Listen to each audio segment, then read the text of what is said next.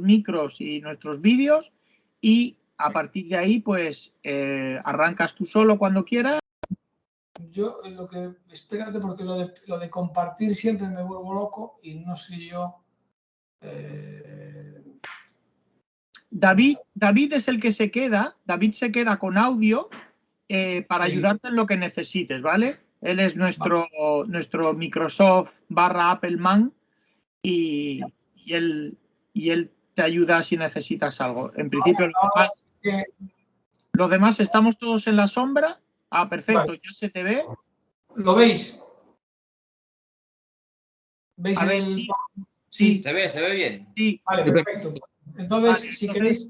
Ya está, a partir de ahora te quedas solo y ya pues, ya a partir de ahí, cuando ya acabes tu presentación, pues ya nos vamos incorporando y hacemos las preguntas que tengamos dudas y ya está. Y David ya pues dejará de grabar al final del todo, ¿vale? David se queda siempre con audio si tienes cualquier duda, ¿vale? Si quieres, para que te veas mejor. Perfecto. Arranco entonces, cuando me digáis, ¿voy? Sí, cuando quieras. Te decía de ponerlo igual a pantalla completa y así se ve un poco mejor el resto. Vale. Comienzo entonces. Bueno, lo que os estaba comentando hace un momento, la batalla de La Coruña, por lo menos para británicos y franceses, sobre todo británicos, ellos también hablan de que fue el primer Dunkerque. Ahora veremos un poco por lo que fue. Efectivamente fue una retirada y una encerrona. Al final un cuerpo expedicionario se encontró completamente acorralado, aunque ellos lo vieron venir desde más lejos que en Dunkerque. Y por eso se buscan siempre las similitudes, aunque realmente hay muchísimas diferencias, ¿no? La verdad es que, bueno, podríamos hablar de esto largo y tendido, no es el objetivo de la charla, creo, pero sí que es verdad que al final acabó siendo un puerto de mar en el que mucha gente estaba esperando ser embarcada. En las dos esa característica coincide plenamente. Quizás se acumularon más bajas en la campaña de 1809 porque realmente fue cayendo mucha gente durante la huida, fueron unos 400 kilómetros desde la meseta hasta la ciudad de La Coruña, y luego además tuvieron que presentar batalla a las puertas mismas de la ciudad, con lo cual sí que hay, bueno, pues quizás sale perdiendo el tema coruñés. En Dunkerque, pues no, al final se salvaron por los pelos, hubo, como sabéis, mucha intervención particular con barcos privados que echaron una mano y, bueno, creo que fue bastante más exitosa que La Coruña. Y al final, que fue una victoria o un empate. Pues si os fijáis, ambos contendientes lo toman como una victoria. La foto de la izquierda es el Arco de Triunfo. Vemos como aquí está la Corogne, para ellos es una victoria. Y aquí vemos una bandera regimental del 42 Regimiento, en la que aparece la palabra columna también. Es decir, para los dos es una victoria. Solo te veo la primera diapositiva. No sé el resto, pero yo solo te veo la primera diapositiva. La que pone la batalla de La Coruña. Solo primera diapositiva. Estoy con David. Vaya, pues empezamos bien. Y ahora... ¿Qué tienes? ¿2 monitores? Ahora perfecto. Sí. Te decía de ponerlo en vista completa para que así se vea igual un poco más grande las fotos. Vale. Puedo hacer... Abajo a la derecha. Tienes al lado del 100%. También, eso también. Me pone al lado del 100 tienes un icono, pulsa ahí, a ver qué es lo que te dice. Normal. O si no, tienes lo de presentar por diapositivas y comienzas como si fuera la presentación, entonces se te abre todo en grande y tú con el teclado la vas tirando para adelante o para detrás. Yo estaba así, yo estaba en la presentación. Métele ahí, en presentación de diapositivas. ¿Lo veis ahora? No, entonces cuando lo haces así en grande no se muestra entonces completo. Vale. Me quedo así entonces. ¿Así lo veis? Sí, si las vas pudiendo pasar y nosotros verlos sin problemas. Vale, pues bueno, antes la anterior es cuando estaba hablando de Dunkerque y Coruña era esta, y ahora esta, la de una victoria o un empate, ¿no? Lo que os estaba comentando, que realmente en el Arco del Triunfo aparece el nombre de La Coruña, aquí, y en una bandera regimental de la 42 de los británicos también. Los dos la toman como una victoria.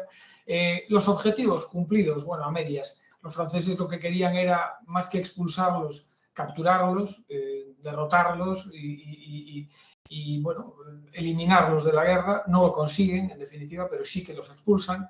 Y para los británicos, pues es una victoria en el sentido de que se libraron de una muy gorda, porque la que les venía encima era realmente gorda, ¿no?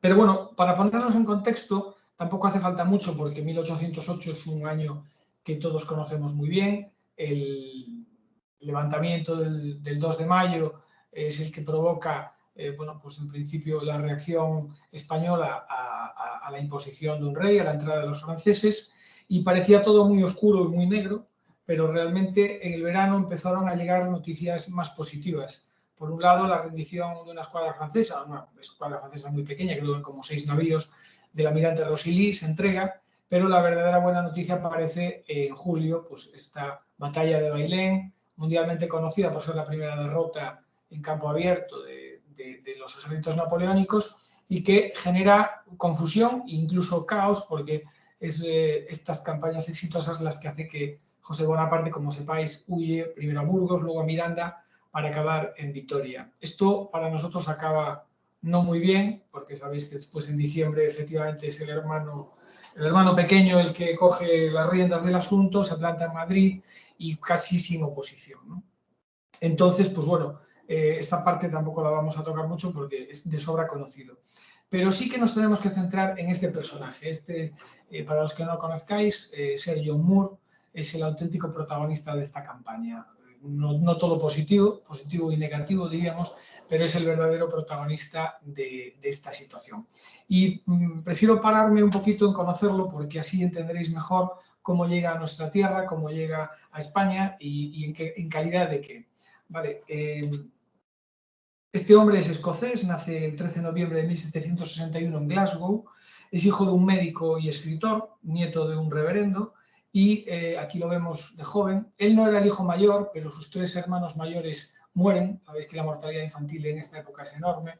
Aquí aparece con su padre, que es este de aquí de la derecha, y es una persona muy bien educada, obviamente, de la burguesía alta de Escocia, y enseguida le refiere a su padre que quiere ser militar, lo cual le pone muy contento y lo alista, aún antes de tener los 16 que eran preceptivos.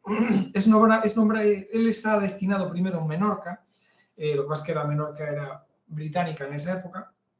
Es nombrado capitán en 1778 con 27 años y lo envían a luchar a Estados Unidos. Luego vuelve en el 82, sobrevive en el viaje a un huracán y a un ataque de piratas.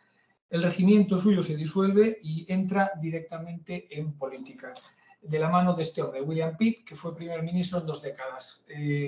1783-1801 y luego 1804-1806, justo ahí fallece. Bueno, pues este hombre lo mete en su gobierno, está 5 años, hasta 1788, y es quizás el momento en el que conoce la política de cerca, y desde siempre va a tener muy mal concepto de los políticos. No solamente porque hay gente que se cree que las opiniones eran malas de los políticos españoles, que también, pero era también un encontronazo tras otro con la gente de la política. Su carácter era más militar que político y eso le llevó a, como veremos después, a varios disgustos. Él reengancha como mayor, y va a la isla de Irlanda, a Cork, asciende a coronel y luego es bastante conocido por hacer un entrenamiento muy duro de las tropas. Le gusta mucho la disciplina y le gusta mucho la innovación, sobre todo en cuestiones de táctica. Él es destinado a Gibraltar en el 92 y aquí conoce nuestro país por primera vez, visita Cádiz, Jerez y Sevilla. En el 94 lo mandan para una toma de Córcega que duró más bien poco, fue una campaña desastrosa, no lo consiguen el objetivo, y ascendiendo a general lo mandan a las Antillas en el 96. Consigue echar a los franceses de la isla de Santa Lucía y un mes después tiene 663 bajas, para que nos hagamos una idea de lo que era luchar por aquellas tierras. 663 bajas ya en tiempo de paz de mordeduras de serpientes, escorpiones y tarántulas. O sea que allí había poca broma con los bichos. En el 97 coge unas fiebres tremendas y le dan por muerto. Realmente ahí los que lo conocían hablan de casi un milagro, porque estaba más para allá que para aquí, y consigue salir adelante. Vuelve a Inglaterra y pierde el rango de general, porque ese era el típico rango comisionado, no es que tuviera el cargo ya ganado, sino que simplemente se le había nombrado para esa misión. Y en el 98-99 vuelve a Irlanda, donde hay bastantes revueltas, y el hombre pues allí hace lo que puede, obviamente. Aquí viene una parte importante, lo mandan a una expedición a Holanda en el 99, en esta están aliados con los rusos, Holanda está en manos de los franceses, y uno de los primeros objetivos es hacerse con la flota holandesa. Aquí recibe 2 heridas, ya este hombre era un poquito pupas, recibe ya una herida de bala, de mosquete, que le rompe un dedo y no le entra en el cuerpo gracias a que tenía el catalejo cerca y la bala se pega contra esto. Y luego, el 2 de octubre, una herida en el muslo y su caballo casi le aplasta. Luego, la que pudo ser de peor consecuencia es una bala que le entra por detrás de la oreja izquierda y le sale milagrosamente por debajo del ojo y no afecta ni al oído ni al ojo. Pero el hombre ahí la verdad es que nació de nuevo. Hay un armisticio, efectivamente se quedan con la flota y vuelve a Reino Unido. El siguiente destino es en 1800, llega otra vez a Menorca y desde ahí la misión que tenían era echar a los franceses de Italia, pero mal momento porque es justo cuando Napoleón se luce con la batalla de Marengo, una campaña muy exitosa, con lo cual prácticamente ni lo intentan. En septiembre vuelve a Gibraltar porque quieren ir hasta Malta para desde ahí saltar a Egipto, que allí es donde están empezando a dar guerra los franceses. En principio es todo un éxito el desembarco, Moore se gana una muy buena fama, muy buena reputación, los franceses se retiran a Alejandría, ahí recibe otra herida en el muslo, se rinde el Cairo, se les permite a los franceses volver a Francia y el 30 de agosto la rendición de Alejandría, último punto en los que los franceses todavía estaban acampados. Por curiosidad, es justo ahí donde, entre otras cosas, los británicos empiezan a hacer acopio de cosas y se quedan ya con la piedra Rosetta hasta hoy. Ya sabéis que estas cosas ellos se lo toman en serio. En marzo de 1802 es la paz con Francia y este es un momento de punto de inflexión en lo que os estoy contando. Curiosamente, también vuelve a tener ya en 1804 contacto con nuestra tierra, viene de incógnito como espía, con otro ayudante, vestidos de civiles, para ver las fortificaciones de la ría de Ferrol. Ya se rumorea que va a haber guerra con España, como así efectivamente fue después. Esta es la vista de la entrada de la ría de Ferrol, Castillo de San Felipe y de La Palma, y efectivamente ve cómo los españoles están reforzando esta zona. Casi lo capturan. Una embarcación española ve movimiento sospechoso, alguien con catalejo, y cuando se acercan tienen que huir a toda prisa porque ven que los van a capturar sí o sí. El año siguiente ya es la batalla de Trafalgar, muere William Pitt, el que le metió en el jaleo de la política, y él solicita ir a la India, se lo deniegan, vuelve a Sicilia, otra vez a Gibraltar, otra vez a Inglaterra. Bueno, ahí hay una serie de destinos varios. Y aquí es otro punto realmente clave de su vida militar. Él va a Suecia, hay un tratado con Suecia por el que lucharían contra Francia, contra los franceses, en febrero de 1808. Ya estamos en el año fatídico de lo que comentábamos antes.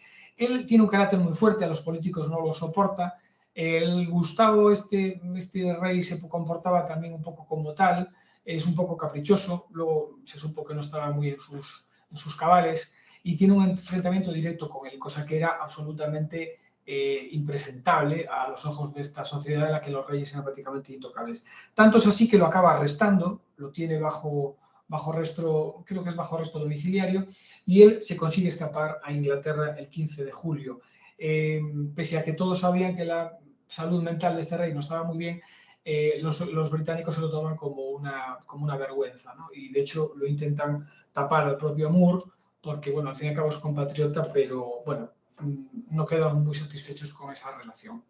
Y aquí viene otro momento muy importante. Lord Castlereagh, que es el ministro de Guerra, ya está preparando, como sabe que España ha sido invadida, está preparando un cuerpo expedicionario para conseguir hacerles frente a los franceses.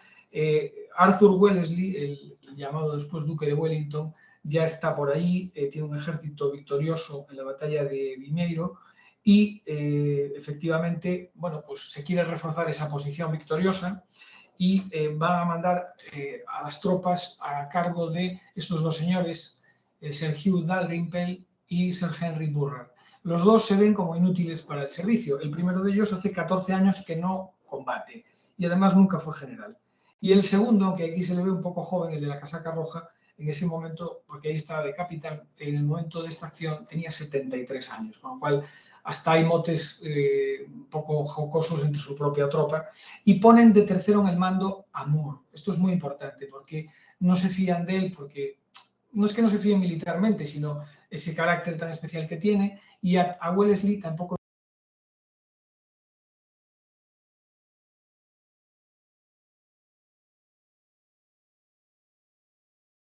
Espera un momentillo, que creo que te han silenciado por error. Un segundillo.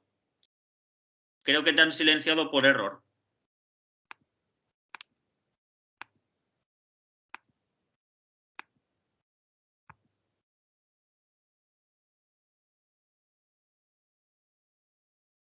No, no me deja ponerte el altavoz.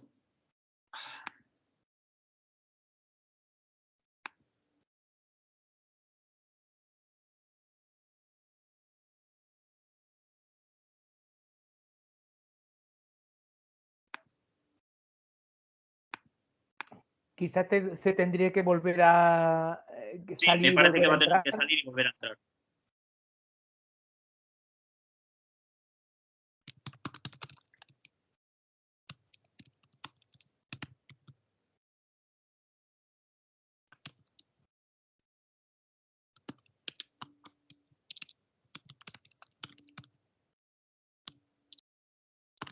Hay una opción de quitar de la llamada, le quitamos de la llamada y que vuelva a entrar. Sí, lo probamos. A ver, un segundo. Lo hago. Vale, te dejo hacerlo. Bueno, le he quitado de la llamada. Y ahora a ver si te puedes poner de nuevo.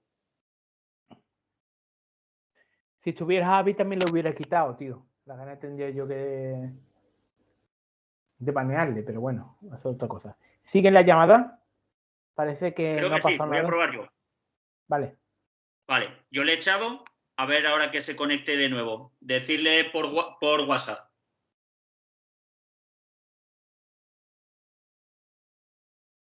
Vale, a ver si es el que ha entrado ahora.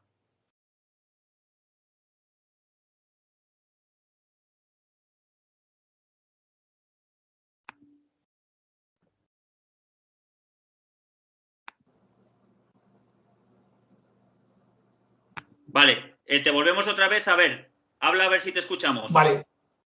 Ahora sí que te ¿Me escuchamos oís, también. entonces? Silenciado. Vale. Sí. Te han silenciado por error y luego no me dejaba hacer nada.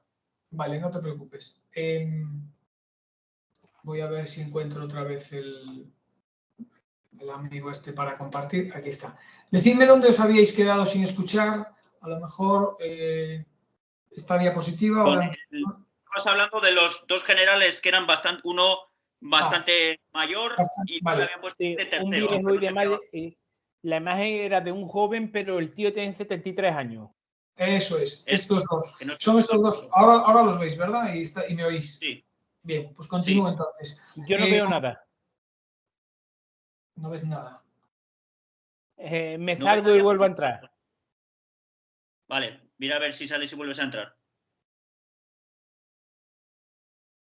Yo sí que veo las diapositivas y creo que el resto igual también, excepto Antonio. A ver si ahora cuando entre de nuevo las ve.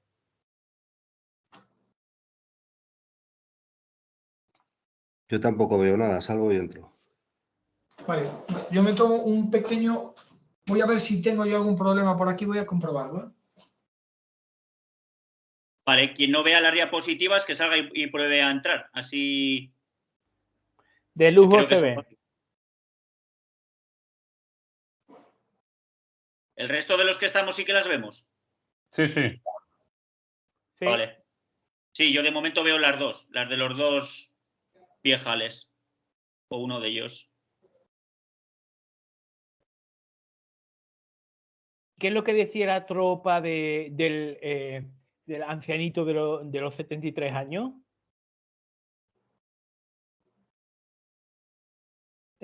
¿Malaspina? Creo que estaba haciendo alguna prueba, Antonio. Estaba mirando él si por su parte lo tenía todo bien. Vale.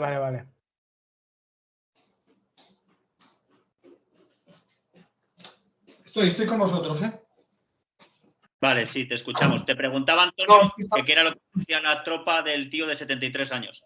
Efectivamente, bueno, pues entonces reinicio donde estaba. Sí, el que veis a la derecha es el Henry Burrard, aunque ahí aparece como capitán, en el momento del nombramiento tiene 73 años, entonces no parecen muy aptos ninguno de los dos para mandar un ejército de estas características. El de la izquierda llevaba 14 años sin combatir y además, bueno, pues nunca había sido general, con lo cual realmente se ve que le han puesto dos tapados delante a Moore, porque era políticamente incorrecto poner a alguien que había sido objeto de ese problema con el rey de Suecia, más que nada por eso.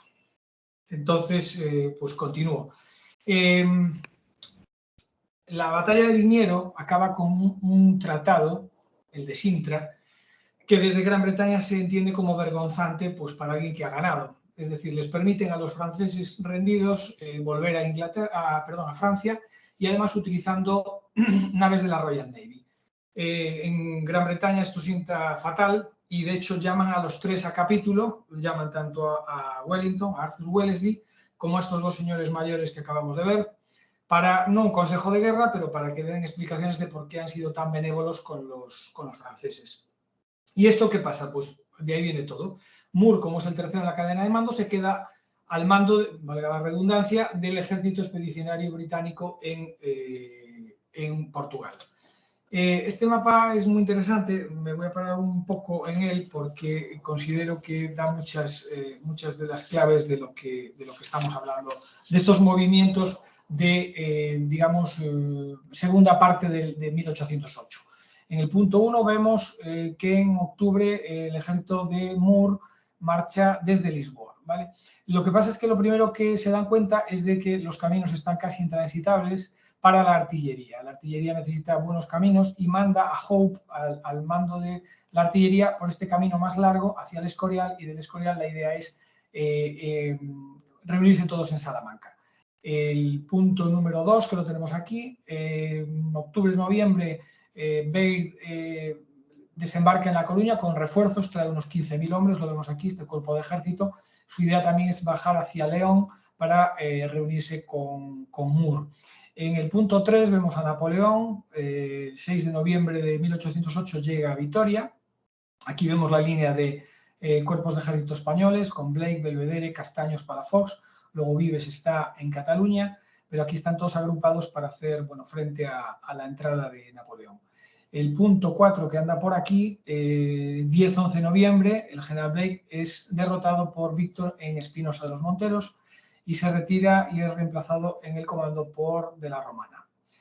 El punto 5 que anda por aquí, el 10-11 de noviembre, Belvedere también es derrotado por Soult en Gamonal y Burgos y es capturado por los franceses. El punto 6 que está aquí, el 13-23 de noviembre, el ejército de Moore llega a Salamanca. El 7, que es anda por aquí, efectivamente, 16 de noviembre, habiendo marchado hacia el norte, Soult ocupa Santander y se gira, va en persecución de Blake. El punto número 8, lo tenemos aquí, Baird, el avance de Baird alcanzan Astorga. Los refuerzos que vienen desde La Coruña llegan hasta Astorga. El 23 de noviembre, Castaños es derrotado por Lang con el cuerpo de Monsi en Tudela, que lo vemos aquí en el 9. El 10, Ney persigue a Castaños. El 11 lo tenemos aquí, que es efectivamente pues, la entrada el 30 de noviembre a través del paso de Somosierra de Napoleón para llegar hasta Madrid. El punto 12, lo que os expliqué antes, Hope, al mando de la artillería, llega hasta el Escorial, tiene contacto con el gobierno de Madrid. Y el punto 13, vemos aquí que el 3 de diciembre el avance de Hope para reunirse con los dos cuerpos de ejército con el de Moore. Esta es la situación un poco que vemos los movimientos tácticos que podemos ver en esta parte del año, ¿no? Es la idea. Los informes que trae Hope del gobierno español son muy negativos. Directamente le dice a Moore que no tienen una idea prefijada, que no hay un plan establecido, que hay mucha improvisación. Y bueno, por eso digo que los comentarios que se hace Moore, si se toman de manera aislada, parece un tío que nos odia, que odia a los españoles y más, y no es así, porque lo mismo pensaba de los políticos británicos. pero sí que es verdad que hay cierto descontrol por Madrid, pues porque se está improvisando de manera bastante clara, ¿no? Bueno, y aquí empezamos la parte de la campaña que es la retirada. La retirada nos va a ocupar aquí un rato precisamente porque es el punto clave de todo esto. Sobre el 5 de diciembre se reciben noticias de que el verdadero objetivo de Napoleón es llegar a Madrid, pero curiosamente él ya está en la ciudad desde hace unos días. Las noticias, sabéis que en esta época llegan tarde, casi siempre los correos llegan con las noticias bastante caducadas. Su nuevo plan, el de Moore, es dirigirse a Valladolid, cortar las líneas de comunicación y suministro y atraer la atención de los franceses para favorecer a los ejércitos españoles que todavía se están recolocando. Sale el 10 de diciembre, hay comunicaciones con el Marqués de la Romana para unir los ejércitos, cosa que no consiguen de primeras, y el día 20 se establecen los británicos en Mayorga, que es provincia de Valladolid, y en Sahagún, que es provincia de León. Esta diapositiva que vemos, vencen en Sahagún a unos 700 jinetes franceses, hay una carga importante, y ahora sí se han descubierto, porque hasta ese momento los franceses desconocen que hay un cuerpo expedicionario por la península, mejor dicho, por España, y Soult ya conoce efectivamente que hay un ejército británico muy cerca de ellos. El 22-23 hay un intento de reunirse con el ejército de la Romana, pero llegan informes de que los franceses afincados en el Escorial fundamentalmente avanzan contra ellos y se sabe que son aproximadamente el doble de las fuerzas de lo que los británicos. Vuelvo a retroceder, retrocedo a esta, porque aquí veis las cifras que manejamos. Moore tiene unos 20.000 efectivos, Bayard viene con unos 15.000, pero ya vemos las cifras de los franceses que son aplastantes, 20.000, 20.000, 70.000 y 19.000. No cuento el de Saint-Cyr porque no se unió a esta zona. Y además Ney tiene otros 20.000. Por lo tanto, las fuerzas son infinitamente superiores y bueno, pues ya empieza a rondar en la cabeza de Moore una retirada. Bueno, el tramo que va de Sahagún a La Coruña, hago hincapié en este cuadro, es uno de los más famosos de la retirada, aparte que creo que es de gran belleza, nos indica más o menos las penurias de esta retirada. Estamos hablando que es diciembre, enero, es la época en la que van a retirarse. Lo que se sabe es que durante las mañanas el suelo está completamente helado, que hay abundantes nevadas y que por la noche eso se convierte en un barro que en ocasiones llega casi hasta la rodilla. Aquí vemos una serie de tiradores de élite del 95 de rifles, los Royal Green Jackets, que son, pues eso, personas que van en avanzadilla como casi francotiradores y luego un destacamento de infantería de línea para apoyar lo que veis que es la retirada. El cuerpo de ejército está abandonando esta posición y ellos hacen frente a las avanzadillas francesas. Ellos salen de Sahagún el 24 de diciembre, Nochebuena, quieren ganar aproximadamente 2 días respecto a los franceses para tener cierta ventaja, pero el mal tiempo, la falta de suministros, los pueblos son pequeños y no pueden alimentar al cuerpo de ejército. La mayor parte de las veces es imposible acampar. Esa ventaja de 2 días prácticamente es imposible. Durante 3 días no para de llover, por las mañanas ya os dije hay hielo, por las tardes el barro, y esto lo hace realmente muy complicado. A pesar de ello, en Benavente, aquí vemos el castillo de Benavente, que los propios ingleses luego destrozan para que no caigan manos francesas, capturan al general Charles Lefebvre y 29 de diciembre llegan a Astorga. Napoleón en persona les estaba siguiendo en esos momentos a aproximadamente unos 25 kilómetros, es decir, les estaba pisando los talones. Bien, al día siguiente, Soult derrota al Marqués de la Romana en Mansilla y se reúne, después de que huye, se reúne con Moore por primera vez en Astorga. El último día del año, el 31 de diciembre, Soult llega a León, la retaguardia británica está llegando a Astorga, ahí vemos la dificultad de movimiento, es un cuerpo ejército que avanza con mucha dificultad, y el primer día del año, el 1 de enero, Napoleón decide volver a Francia. Aquí las malas lenguas hablan de que no había tanto asunto en Francia como para volver, pero que él precisamente utiliza esta estratagema para no manchar su nombre, porque no sabe cuál va a ser el final del asunto, porque cree que es un tema que deben de resolver los propios mariscales y generales y él ya se quiere dedicar a otra cosa. En definitiva, persiguen el mariscal Soult con unos 25.000 miembros de infantería y unos 6.000 de caballería, y también viene detrás Ney, que le va a apoyar con otros 16.000. Os voy a leer un párrafo, aunque todos sabemos de la crueldad de la guerra, un párrafo que me pareció muy significativo de lo que le podía pasar a alguien que quedaba rezagado. Aquí se están refiriendo los ingleses a alguien que quedó rezagado, lo capturaron los franceses y lejos de la caballerosidad que se espera, bueno, en estas épocas todavía había algo de esto, os lo voy a leer literal porque creo que merece la pena. Dice: se llevó a un pobre diablo al fuego del oficial por un guardia que había visto algo y pensó que era un jabalí cerca de la carretera. Resultó ser uno de los que se habían quedado atrás. Lo habían cogido los franceses y lo habían sometido a la espada. Se había cubierto la cabeza con la camisa para que el aire frío no entrase en sus heridas, y cuando se la quitó fue el espectáculo más horrendo que jamás había visto. Era imposible distinguir nada. La carne de sus mejillas y labios le colgaba, le habían cortado la nariz en dos y creo que también le habían cortado las orejas. Además de las heridas de la cabeza, había recibido muchas en todo el cuerpo y es sorprendente que hubiera podido escapar, encontrándose tan débil por la pérdida de la sangre. Es decir, que aquí el que se dormía no solo arrastraba la corriente, sino que se lo podían llevar por delante de una manera bastante cruel. El día 2 de enero hay una acción en Cacabelos, tierras leonesas, y es muy curioso porque hay un grabado a propósito en el que este tirador de élite, Thomas Plunkett, del 95 de rifles que vimos antes en el cuadro con esos uniformes verdes, mata al general Auguste Colbert. La bala le entra por la ceja izquierda y le sale por la parte trasera de la cabeza, con lo cual muere en el acto. Y es muy famosa precisamente por eso, porque utiliza una posición propia para que no le tiemble el pulso de francotirador. Obviamente esto se hubiera salvado en otro tiempo con un trípode, pero en esta época no eran tan tecnológicos y bueno, hizo de esto virtud y la verdad es que el tío acertó a la primera. El 5 o 6 de enero la marcha dura 36 horas y llegan a Lugo. Ya sé, el objetivo de llegar a La Coruña, Moore sabe que allí es donde van a estar los barcos esperándoles, ya lo tienen más cerca y llega a Lugo el día 6.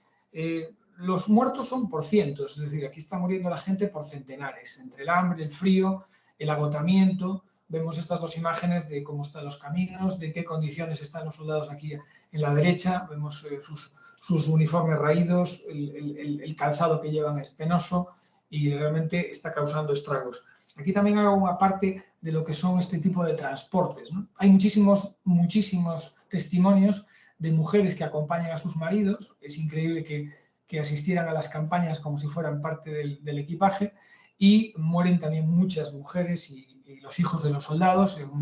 Evidentemente esto no se puede comparar con la retirada de Rusia, porque en Rusia pues, había menos 20, menos 25 bajo cero, pero el hecho de que hubiera tan mala climatología y que hubiera tanta prisa por llegar hace que mucha gente muera de todas estas formas que hemos comentado.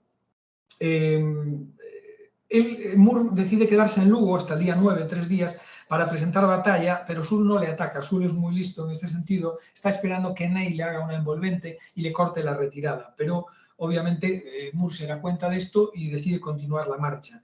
En un pueblo de la provincia de Lugo, que se llama Guitiriz, encuentran abundantes suministros y también, pues típico de cuando uno casi muere de inanición, el atracón que se pegan unos cuantos mueren casi de inmediato. Obviamente un estómago que lleva a pan y agua durante tanto tiempo, te encuentras viandas, y yo conozco bien esa zona, se come muy bien. Esta gente debió de pegarse su última gran zampada y allí se quedaron. Y para que nos hagamos una idea, entre Lugo y Betanzos, Betanzos está a escasos 25 kilómetros de La Coruña, entre Lugo y Betanzos mueren el doble en ese tramo que en todos los días anteriores de campaña. Hay abundantísimas tormentas de granizo y cada kilómetro es un auténtico suplicio. Por fin llegan a La Coruña y antes vuelan este puente romano que está hoy en día, esta foto es de hace escasos días, está recién restaurado, pero vuelan un par de arcos para que les resulte más difícil. La ría del Burgo está justo antes, como a 3 o 4 kilómetros de la ciudad. Hoy en día hay un puente paralelo, obviamente simplemente es peatonal, pero no es ningún núcleo de comunicación importante más que para la gente de la comarca. Pero en aquella época sí, si se cortaba este puente, se sabía que les demoraba un tiempo hasta que lo reconstruyeran. hay muy mal tiempo y en el puerto de La Coruña apenas hay buques de transporte. ¿Por qué? Porque la mayoría vienen desde Vigo y para venir desde Vigo hay que cruzar la zona del Cabo Finisterre, que como bien sabéis se llama Costa da Morte por algo. Hay una zona de muchísimos naufragios, como el tiempo no esté bien, hasta un día de calma puede ser peligroso y han llegado todavía muy poquitos, el 11 de enero han llegado todavía muy poquitos buques de transporte. Aquí vemos una imagen ya desde la perspectiva de la dársena coruñesa, vemos un montón de veleros que están esperando buques de transporte, la mayoría de ellos esperando a embarcar a toda esta gente.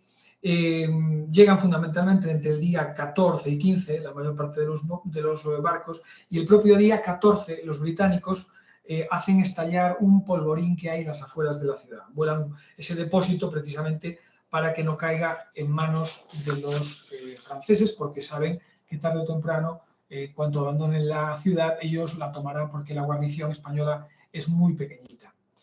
Y bueno, empezamos ya casi el antepenúltimo capítulo de la propia batalla que vemos aquí. Este es un plano bastante, bueno, fácil de ver. Hay muchos planos como este siguiente que os voy a enseñar, simplemente para que veáis que la orografía es complicada. Los dos ejércitos se van a poner son montes que rodean la propia ciudad. Aquí a la derecha veis a la ciudad, el puerto, pues estos en las afueras, pero ya las inmediaciones. Este de rojo es el ejército británico, todo este de azul es el francés, y os da una idea de la poca utilidad que tiene en estas circunstancias la caballería. Es cuesta arriba, cuesta abajo, la orografía de por aquí es así, mucho monte bajo, no hay grandes montañas, pero es bastante bueno, irregular. Vuelvo a la diapositiva anterior para que veáis. Esta es la disposición que hay, todas las unidades de infantería francesas, así en arco. Esta es la caballería, este es el grueso del ejército británico, que también cubre la retirada a la propia ciudad. Esta ciudad, este momento de la ciudad es, bueno, os lo explico muy rápidamente. Estas son las murallas que había, que ya no existen, que cerraban el paso por tierra. La mayor parte de la ciudad está aquí, lo que se llama Pescadería, aún hoy en día el centro se le llama así. Esta es la ciudad vieja, ¿vale? Esta es la playa de Riazor, los futboleros sois los que ya os situáis, aquí está el estadio de fútbol más o menos. Este es el puerto principal, que ahora ya no es tanto, y bueno, la Torre de Hércules estaría justo aquí en la punta de la península. Los que seáis de Cádiz pues tendréis cierta similitud entre las dos ciudades, veis que es una península. Bueno, no me enrollo con eso. Para que veáis puntos decisivos, bueno, la disposición de la infantería es hacer tapón mientras que se va embarcando poco a poco en los barcos de transporte, y os comento un poquito lo que pasa el día 16, que es el día de la batalla. Al amanecer los franceses estaban en sus posiciones en altura y ambos ejércitos se observaron durante toda la mañana. Moore quería seguir con el embarque, pero a eso de las 14 horas Soult comenzó el ataque. El plan francés era moverse contra la infantería británica, fuertemente colocada en la izquierda, y el centro, para contenerla, mientras la división de infantería de Mermet, que lo vemos aquí en esta zona, atacaba a los británicos más vulnerables justo encima del pueblo del Viña. El pueblo del Viña, lo vemos aquí en pequeñito, está justo aquí. Esto ha sido ya engullido por la ciudad hoy en día, pero aquí todavía era una población chiquitita, con una iglesia, que luego veremos también, que todavía existe en la actualidad. La caballería se desplegó más al oeste, cerca del campo más abierto que conducía a La Coruña, como hemos visto antes, y si estos ataques tenían éxito, podrían apoderarse del extremo más occidental y seguir adelante para aislar al grueso del ejército de La Coruña. Es decir, lo que ellos pretendían era cortar la comunicación con la ciudad para que no les diera tiempo a subirse a los buques. Los combates más encarnizados pues, se produjeron aquí, en el Viña, en el punto centro del pueblo y sus alrededores. Y la posesión de esta aldea pues, cambió de manos varias veces a lo largo del día. Los británicos sufrieron especialmente por el fuego de la artillería pesada en las alturas de frente. Aquí se colocó la artillería y les estuvo barriendo durante buena parte del día. El comandante británico Moore acababa de reunir el regimiento 42, que había retrocedido en Viña, y había ordenado a los guardias que avanzaran sobre la aldea, es decir, aquí, en toda esta zona, cuando fue alcanzado por una bala de cañón. Cayó herido de muerte, golpeado en el hombro izquierdo y llevándole con parte de la clavícula todo el brazo, colgando solo un poco de carne y músculos por encima de la axila. ya nos hago spoiler, Moore muere en esta batalla, aunque muere unas horas después, justo en este punto negro que veis aquí, que es una casa en el centro de la ciudad. Lo llevan allí y unas horas después muere. Vale. Aquí es donde cae, aquí es donde recibe el balazo y aquí es donde él fallece. Los ataques duraron hasta la noche, pero al final del día las posiciones de ambos ejércitos eran prácticamente las mismas que al principio del día. Por lo tanto, fue una lucha de toma y daca en la que ninguno de los dos conseguía dominar al otro. Al día siguiente de la batalla, al amanecer, el día 17, los últimos destacamentos se retiraron tras la retaguardia y subieron a bordo de los barcos. Por la mañana, la mayor parte del ejército se había embarcado y cuando Soult percibió que los británicos habían abandonado toda esta zona, es decir, la de la cresta, fundamentalmente, por aquí es donde pone una batería francesa, más o menos aquí, para desde aquí intentar disparar. Colocó 6 cañones y desde aquí a la bahía a los buques de transporte. Pero no pudieron hacer fuego de manera efectiva porque los propios barcos abrieron fuego y los mantuvieron a raya el tiempo que hizo falta, ¿no? El 18, aún 2 días después, la retaguardia se embarcó cuando la guarnición española, al mando del general Alcedo, mantuvo fielmente la ciudadela hasta que la flota estuvo bien mar adentro antes de rendirse. Luego los españoles se rinden porque no tienen nada que hacer. La ciudad es tomada por Soult, 2 regimientos españoles se rinden con unos 500 caballos, considerables provisiones, militares capturados, incluyendo numerosos cañones, 20.000 mosquetes, cientos de miles de cartuchos y toneladas de pólvora. Y una semana después, Soult también captura el decisivo punto naval de Ferrol.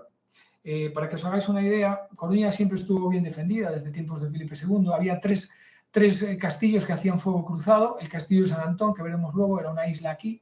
El de San Diego, que ya no existe, y otro que no sale en mapa, que estaría más o menos por aquí, el de Santa Cruz, y entre los 3 hacían fuego cruzado. Era muy difícil entrar en la bahía, pero claro, estamos hablando del efecto contrario, es desde aquí, desde donde te están atacando. La zona de Riazor, aparte que había baterías, es muy difícil, aunque hay una playa, desembarcar porque el oleaje es bastante más fuerte. Aquí es una zona más resguardada. Y hacemos el resumen de bajas. Los británicos, pues en la batalla sufren unos 900 muertos o heridos y a los que hay que sumar una cantidad brutal de pérdida de 5.700 durante toda la retirada que hemos visto en esta parte de la campaña. Incapaces de embarcar, muchos caballos en el ejército, la mayoría de los casi 2.000 caballos son sacrificados y hasta 4.000 más que transportan la artillería para evitar que cayeran en manos francesas. Y los franceses, la verdad es que las pérdidas son mucho menores, son aproximadamente unos 1.000 hombres entre muertos, heridos y capturados. En la mañana de la batalla, ya 4.000 británicos estaban enfermos, algunos cientos de ellos estaban demasiado enfermos para embarcar y se quedaron atrás. Se perdieron 2 transportes más con unas 300 tropas, en su mayoría de la Legión Real Alemana. Y para cuando el ejército regresó a Inglaterra, que tuvieron también una travesía de bastante penuria, unos 6.000 llegaron completamente enfermos. Vemos ahora algunas imágenes de la batalla. Esto ya os lo enseñé, la radiografía. Aquí veis en el pueblo del Viña los Royal Scots contra la infantería de línea francesa. Este es un grabado francés que ya se muestra la gran cantidad de tropas que están embarcando en los navíos. Este es otro de los cuadros, abundantísimos cuadros que hay, sobre todo británicos, de esta batalla.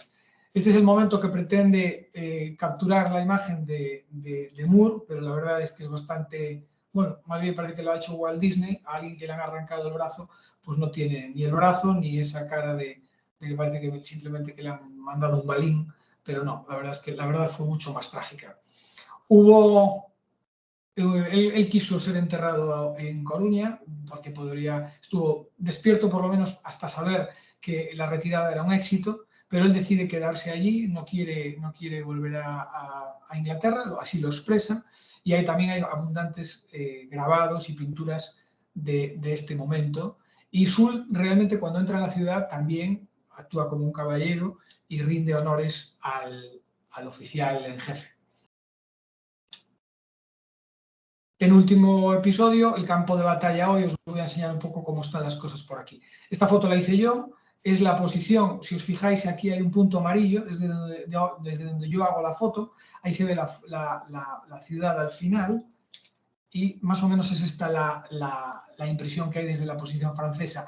Por aquí discurre la avenida Alfonso Molina, que es una avenida que es la que nutre la entrada principal de la ciudad. Veis aquí cómo este monte tiene un hachazo absoluto, que fue cuando se amplió la avenida, pues ahí se ve que todo esto tenía continuidad, pero hoy en día se ve perfectamente la herida. No tardará en toda esta zona en ser engullida hay un barrio, de hecho, que ya está prácticamente colindante con esta zona, y dentro de nada, pues será engullida y no quedarán más que unos pequeños restos.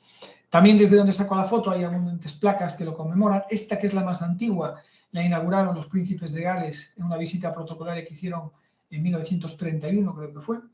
Y vinieron aquí a rendir honores también y ahí quedó para la posteridad. Esta es, desde la perspectiva de La Coruña, la salida de la ciudad. Yo hice la foto desde aquí, para que os hagáis una idea, es justo desde el lado contrario, ¿vale? Estas serían las posiciones inglesas y por aquí estarían las posiciones estas son las francesas y estas serían las británicas. Ya veis que la ciudad está incorporándose a esta zona. Coruña prácticamente solo puede crecer en una dirección, por ser una península, y esto es cuestión de años que sea engullida. Fijaros que este es un edificio en construcción que ya está prácticamente lindante con esto. Esta es la iglesia de San Vicente del Viña. Veis aquí que hay un grabado con combates en toda esta zona. Es la misma iglesia, aunque haya una distinción en la hornacina y tal, pero es la misma. A lo mejor está un poco idealizada porque a lo mejor el pintor ni estuvo allí, pero aquí es donde se hicieron los combates cuerpo a cuerpo más sangrientos, más duros, y como dije antes, al final ninguno de los dos llegó a ganar ni un metro, pero sí que hubo mucho fuego cuerpo a cuerpo. Aquí quise hacer una comparativa también entre lo que es hoy en día Coruña y lo que era aquella. Fijaros que la ciudad era solo esto y hoy en día pues se ha llegado hasta aquí. Obviamente han pasado 200, casi 12 años y el cambio es muy grande. La foto que os mostré antes es aquí, justo aquí, que viene a ser el punto amarillo de aquí, ¿vale?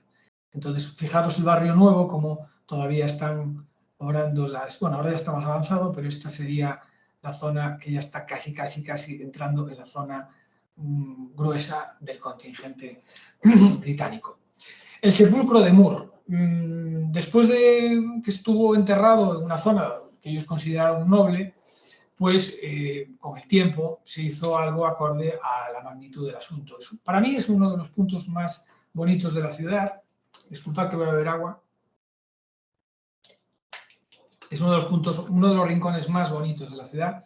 Es un jardín circular, en forma circular, de planta circular. Aquí está el escudo británico, ahí veis el sepulcro. Y la verdad es que es un sitio maravilloso para pasear, precioso. Queda un punto alto y se ve, ahora veréis la dársena de La Coruña completa. Ese es el archivo del Reino de Galicia y hay un montón de legajos de hace muchos siglos. Es un sitio, la verdad, bucólico, es un sitio precioso. Hay abundantes homenajes por parte de reenactors de estos grupos de recreación histórica. En enero suele venir el cónsul francés, el cónsul británico. Este busto se inauguró hace como cosa de 10 años o así. Bueno, la verdad es que es un entorno privilegiado. Esta es la placa que adorna la propia tumba, en memoria del general Sir John Moore, que cayó en la batalla del Viña, mientras cubría el embarque de las tropas británicas 16 de enero de 1809. Y este es un mirador. Os enseño el mirador para que veáis lo que se ve desde aquí. Pues se ve toda la bahía y os lo explico. La batalla del Viña la batalla de Coruña sería más o menos en esos montes ahí hacia atrás. Este es el puerto antiguo, desde donde estarían todos los embarques prácticamente, donde se estarían realizando todos los embarques de las tropas. Todo esto es terreno ganado al mar, ahora veremos también desde otra perspectiva, y el Castillo de San Antón estaría aquí. Desde esta perspectiva lo veis mejor. Aquí está el Jardín de San Carlos, que es lo que os acabo de mostrar, justo aquí, que era un baluarte, no era parte de las murallas, era un baluarte, una zona amurallada. Pero la muralla coruñesa era más o menos esta línea, todo por aquí, que aquí todavía se ven murallas, y esto por aquí. Por lo que veis que todo esto es terreno ganado del mar. De hecho, San Antón era una isla. Hoy en día se puede llegar, ya veis, en coche, se puede llegar caminando. Pero todo esto era mar. Aquí veis la Torre de Hércules al final, justo en la punta de la península, ¿vale? Y esta es una foto, obviamente, de mediados del siglo XX aproximadamente, y veis que era una isla y que todo este terreno que se veía zona recreativa de piscinas y demás es un club pegado a un hotel. Bueno, pues todo esto, aquí había una pequeña playa, veis que aquí llegaba la muralla. Este sería el Jardín de San Carlos, donde hemos visto la tumba de Moore. Y esto fue prisión militar, fue instalación militar prácticamente hasta 1960. Se entregó luego al ayuntamiento y por aquí pasaron, pues, la verdad es que prisioneros bastante ilustres. Pasó Alessandro Malaspina, el de la expedición, por eso de ahí mi mote. Alessandro Malaspina, que acabó casi mal, por lo menos se pudo ir después a Italia. Estuvo el mariscal Porlier, que fue uno de los levantamientos liberales contra Fernando VII, acabó ahorcado en Coruña precisamente, de aquí tuvo pena de muerte y acabó muy mal. El Jardín San Carlos, pero visto desde fuera, veis que tiene planta circular, la entrada que vimos antes es desde aquí y eso es el Museo Regional Militar. Por cierto, es pequeño, pero está muy majo. Si venís por aquí también os recomiendo que lo visitéis. Y como Galicia es tierra de meigas y de leyendas y cosas de estas, pues hay una leyenda que dice que el 16 de enero, por la noche, le viene a visitar Lady Hester Stanhope, que fue su medio novieta, o eso decía ella, porque las cartas tampoco se ve gran cosa de declaraciones de amor. Era sobrina de William Pitt, el primer ministro que vimos antes. Era una señora de armas tomar, acabó en la zona de Damasco, Líbano, por ahí, era muy precursora de viajes, una señora muy independiente. Visitó la tumba, eso sí que es cierto, unos años después, y acabó sus días por allí, pues bueno, ya veis, a la moda moruna y una señora muy... Yo, por si acaso, el 16 de enero no tengo ningún interés en encontrármela. Si quiere visitar a su novio, pues es muy libre de hacerlo, pero yo, por si acaso, no, ese día precisamente no quiero ir. Como tenemos a Juanito enterrado, los británicos han tenido que hacer algo, y en la Catedral de San Pablo, en la Catedral de San Paul, en Londres, tienen este monumento funerario, pues que la verdad es que es muy bonito, pero a Sir John Moore lo tenemos nosotros y no lo vamos a devolver. Este es un monumento de su ciudad natal, en Glasgow, que también nos recuerda a Sir John Moore. Y esto, como los británicos es algo que llevan en la sangre, no lo pueden evitar, que me perdone algunos si me escucha, pero es verdad. Estas eran las llaves, ya lo pone aquí, postigo de la puerta de abajo. Cuando entran los últimos soldados en la ciudad, en esas murallas terrestres, se cierran a cal y canto las puertas y una de ellas, con esta llave, esta puerta, el postigo de abajo, se cierra, incluso esta está un poquito doblada porque el capitán Thomas Fletcher y un cabo intentan cerrarla, parece ser que no tenía mucho 3 en 1 y tuvieron que usar una bayoneta para doblarla y conseguir que cerrara. Pero en vez de devolverla a los coruñeses, pues se la metió en el bolsillo y se la llevó. Y hoy en día está en el Museo Royal Welsh Fusiliers en el castillo de Caernarfon, en Gales. Y se han hecho múltiples intentos de devolución, pero lo máximo que hemos conseguido es que nos mandaran una réplica perfecta, a escala, pero el original como que se lo quedan.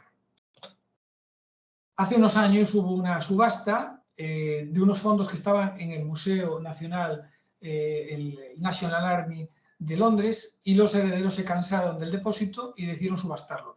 No sabemos en qué manos quedó, pero este es el gorro que llevaba Sir John Moore el día de la batalla. Es un mechón de pelo en una capsulita estas que eran muy típico hacerla en esta época, el fajín y una especie de monedero que, por cierto, todavía conservan restos de sangre de Sir John Moore. Yo avisé al ayuntamiento, pues quería empujar, pero hicieron caso omiso, ellos sabrán. En el museo, en National Army Museum, aún sí que se conserva el catalejo que llevaba ese día y se conserva un reloj típico de la época. Y para terminar, como no somos un foro de condecoraciones, hay que hablar de las que tienen relación con esta batalla. La Orden del Baño, la Orden de Bath, en su primer periodo, él sí que fue nombrado caballero y tenía esta única placa de distinción. En 1815 hay una gran reforma de esta orden y se convierte en división militar y división civil. Esta es la insignia de la división civil, que veis que tiene muchísima similitud con la anterior a 1815. Obviamente él murió en 1809, pues portaba la de esa época. La Military General Service Medal, esta es la mía, que solo tiene la barra de Coruña, con la que empecé mi colección, y esta es una que me he encontrado en internet, que por lo visto este señor se ha paseado por toda la península. Vimiera, Coruña, Talavera, Busaco, Fuentes de Oñoro, Ciudad Rodrigo, Badajoz, Salamanca y Vitoria. O sea, prácticamente guerrero de principio a fin. Y, bueno, como sabéis, bueno, es la reina Victoria. Esta medalla tuvo mucha polémica porque no la querían conceder. Había la de Waterloo, pero los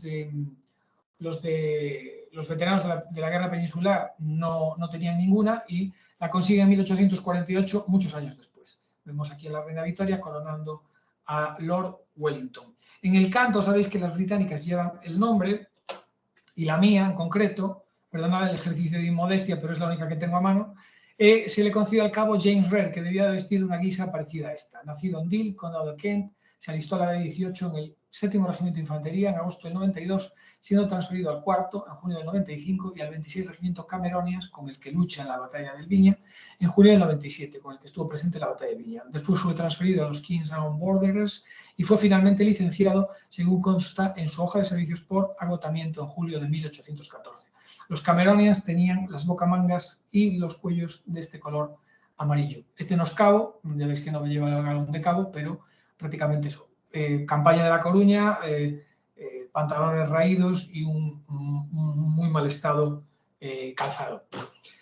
La medalla del Ejército de Oro, se concedía primero por cada acción. Solamente se concedió a los oficiales de altísimo rango, los que tenían como mínimo el mando en un batallón. Y, esta es de Coruña, precisamente, Coruña 1809, pero como muchos de los oficiales superiores estuvieron en varias campañas, al final el pecho no les iba a llegar para cubrir con tanta medalla y empezaron a colocarle pasadores. Eso sí, al cuarto pasador tenían que utilizar la cruz, que si veis aquí en la cruz, este señor, por ejemplo, tuvo Vitoria, Albuera, Nivel y Pirineos, y al que le fue añadiendo después Toulouse, Ortés, Nif, Salamanca y Badajoz. Ni que decir los precios de estas dos, porque ya mejor no. Esta, la anterior, ahora mismo creo que hay una a la venta, no me acuerdo en qué página, pero anda por las 47.000 libras, o sea, más de 50.000 euros, y las cruces ya ni digamos, estas ya ni salen porque están en manos de museos y 4 privilegiados que tengan el dinero de pagarla. Y nada más, muchas gracias a todos por vuestra atención y espero que os haya gustado y bueno, pues hasta aquí hemos llegado, como decía el otro.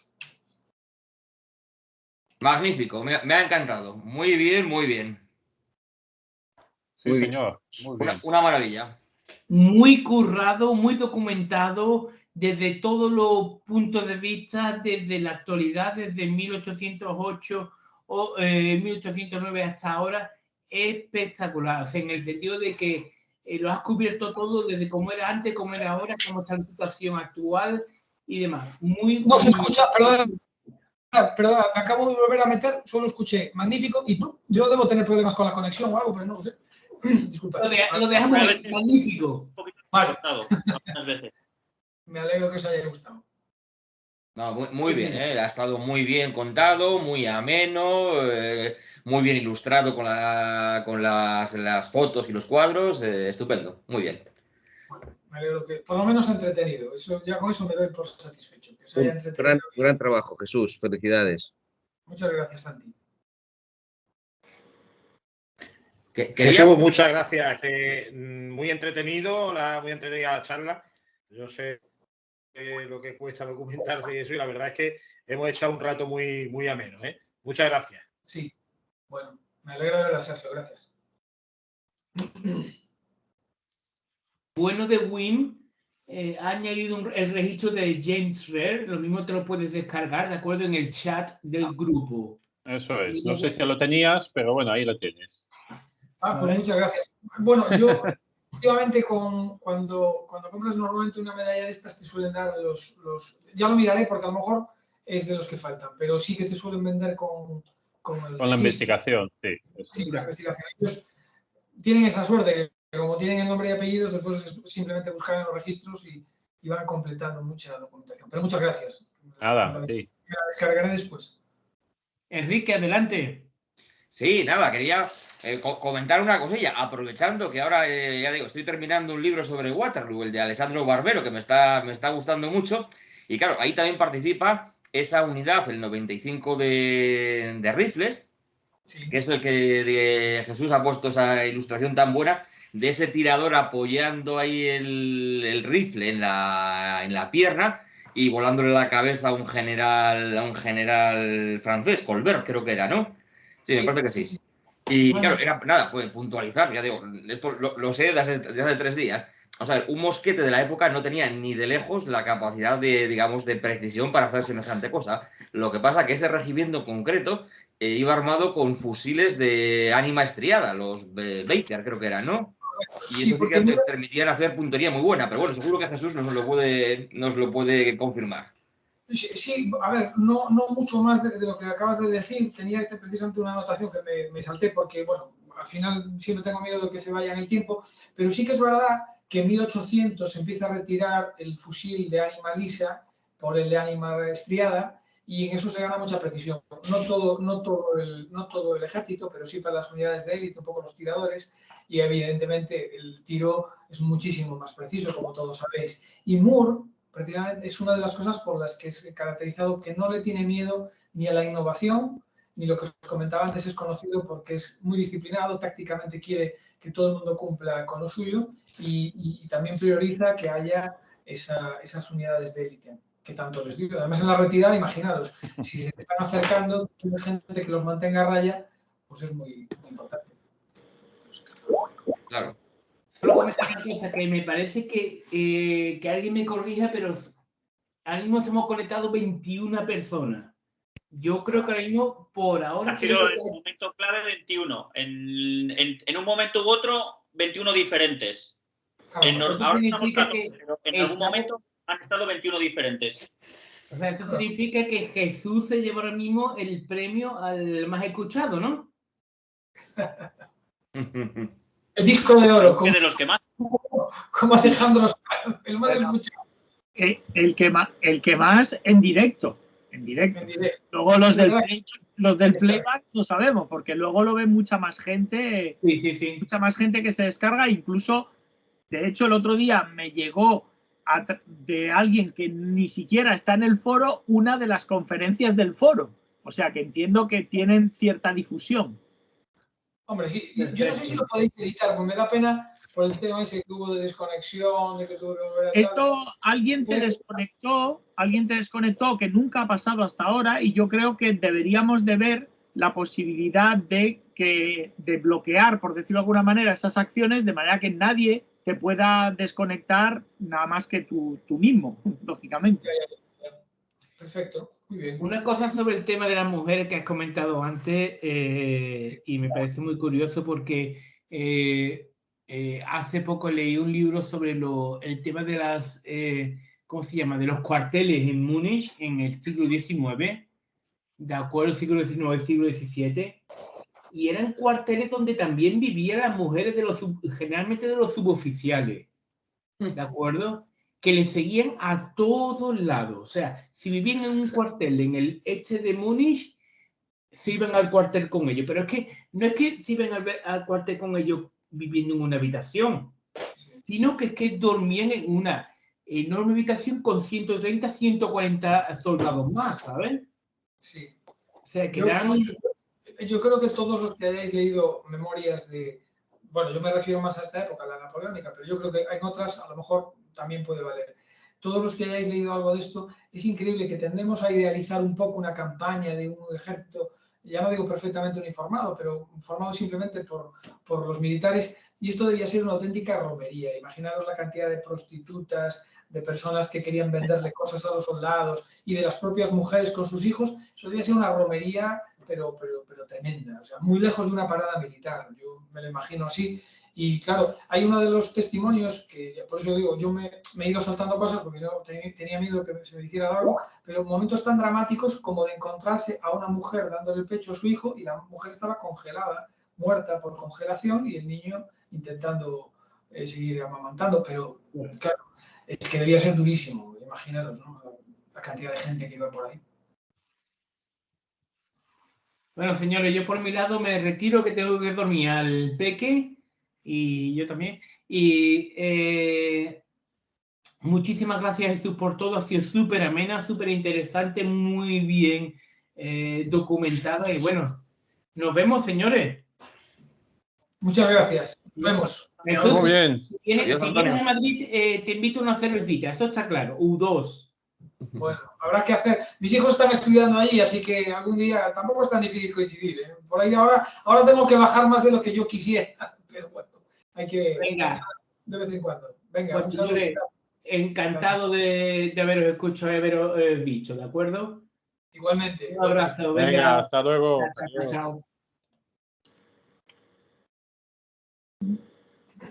Una pregunta también que me surge. ¿A los soldados españoles que se rindieron, los franceses se cebaron con ellos o tuvieron un trato, digamos, normal? Yo creo que tuvieron un trato normal dentro de las circunstancias, ¿no? Fueron muy despreciativos, tomaron la plaza y, bueno, como hicieron durante toda la guerra, ¿no?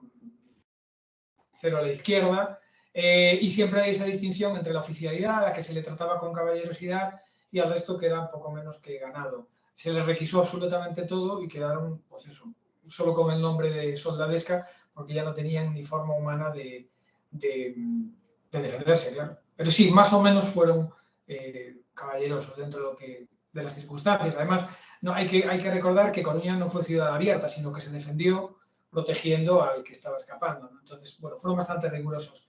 Y luego le tocó a Ferrol. En Ferrol se capturaron varios buques de línea, muchísima munición, muchísimos, como 20.000 mosquetes que llegaban precisamente de Inglaterra, completamente nuevos. Y bueno, se hicieron dueños y señores. Lo que pasa es que la presencia en Galicia fue muy intermitente porque no les reportaba casi nada. Estratégicamente estábamos aquí en la esquina, a ellos les daba absolutamente igual. El minifundismo local hacía que no pudieran aprovisionarse de manera global para recaudar todos los víveres y el pienso de los animales y demás. Tenían que hacer grandes esfuerzos y acabaron abandonando Galicia casi por su pie, aunque luego volvieron varias veces y tuvieron que guerrear, Puente Sampaio y todo esto, pero bueno, aquí no dejaron mucha huella. Una data muy curiosa es que aquí llegan el mariscal Soult y luego Ney, y hasta hace no muy poco, como todas las tradiciones se van perdiendo, en las aldeas gallegas a muchos perros aún los bautizan como Soult y como Ney. Es curioso. Los paisanos son muy jodidos en todas partes, aquí también. Tiene un punto cachondo. Sul y Ney. Sí, sí. Muy bien, me ha parecido muy interesante tu presentación. Muchas gracias. Muchas gracias a ti. Venga, gracias. Yo soy de los que me he incorporado tarde. Lo siento, imposible antes. Lo que no he visto ya lo veré luego. Yo soy de los que lo ve todo offline. ¿Y qué le vamos a hacer? Pero muy interesante, me ha gustado mucho, ¿eh? Enhorabuena. Muchas gracias, muchas gracias. Venga, chao, hasta luego. ¿Quién es el que ha hablado? Doble. ¿Edu? Sí, Edu. Vale, Edu también tiene cierta experiencia en hablar en directo para grandes audiencias. Bueno, eso está bien. Más un público agradecido, no he escuchado ni un abucheo ni nada, eso es que bueno, por lo menos sois muy educados. No, hombre, es que, verás, la presentación tiene su currada y sabemos valorarlo, y sobre todo es que, verás, es un público entregado, ¿sabes? Somos ya fans desde el principio porque nos hablas de algo que nos gusta, con lo cual no sería raro que encontrar algo que nos disgustase, ¿sabes? Pero bueno. Ahí me incluyo, porque yo he visto 3, 4 antes de la mía, la de Sergio, la última de ellas, y todas me han entretenido, incluso con temas que a priori pues, a lo mejor no te llama mucho la atención, pero es cierto lo que dices, todos estamos cortados por un patrón parecido y estas cosas siempre nos interesan. Sí, yo creo que llegamos... Una parte que puede ser más currada, pero otra es que me la sé de memoria porque, ya te digo, en Coruña se respira mucho estas cosas, ya veis que por todas partes hay algo de esto y tal, y bueno, para mí es relativamente sencillo. Yo es que creo que todos llegamos al tema de los uniformes, las condecoraciones, especialmente arma blanca y demás, a través del mismo hilo, que es el de la historia militar, porque nos llama la atención desde pequeños posiblemente y demás. Entonces, aunque sea una rama del coleccionismo que no llevas o una época que no te llama especialmente la atención, en el momento en el que escuchas hay un denominador común, que es la batalla, la sangre y sobre todo el esfuerzo militar, ¿no? Y más en esa época. O sea, fíjate la penuria en una España rural totalmente como es la de hace 200 años, en la que no había un camino recto, agravado con unas condiciones meteorológicas horribles de un invierno muy duro, pues claro, todo eso hace que la gesta se haga como mucho más entretenida a la hora de escucharla, ¿no? O sea, te metes un poco en la piel de los tipos en esa época, ¿no? Sí, totalmente de acuerdo, totalmente de acuerdo. A mí personalmente me ha encantado. Pues me alegro de verdad, os lo digo sinceramente. Muchas diapositivas, además muy ameno, muy rápido y la verdad es que muy bien, muy bien. Jesús, al final parecía yo el concejal de turismo de Coruña, pero me había que verlo en su contexto actual. Jesús. Mi prima es la alcaldesa, a lo mejor puedo conseguir un puesto. Aprovecha. Yo lo que quiero decir es que me has puesto el listón muy alto, ¿eh? Muy alto, muy alto. Es decir, que no sé cómo voy a quedar yo en la próxima, pero la verdad es que felicidades por la presentación, por cómo lo has estructurado y por lo que has contado, ¿vale? Muchas felicidades, la verdad que sí. Pues muchas gracias a ti. Para nada, por lo poco que te conozco, vamos, estoy seguro que la próxima la harás igual, mejor que yo. Yo, al final, fíjate que lo que he intentado es eso, que fuera ágil y que sea entretenida dentro de lo que cabe. Yo no te creas que soy muy fan del tema táctico de las batallas. A mí los libros muy profusos se me hacen pesados, porque están más cerca del ensayo ya muy profesional. Y entonces la cuarta columna subió al monte y tal. Llega un momento que se me hace un poquito, me gusta leer eso, pero cuando es un tocho muy gordo, yo acabo desconectando de esas lecturas. Y entonces, en este caso, he querido hacerlo ligero para que se vieran, pues eso, que lo visualizarais bien y rápido. Eso creo que es lo que más o menos me gusta. La verdad es que lo has conseguido. Pues muchas gracias. Objetivo conseguido. Este año no pago cuota. Jesús, me ha encantado la conferencia. Enhorabuena. Muchas gracias, muchas gracias. No sabemos de Jaume.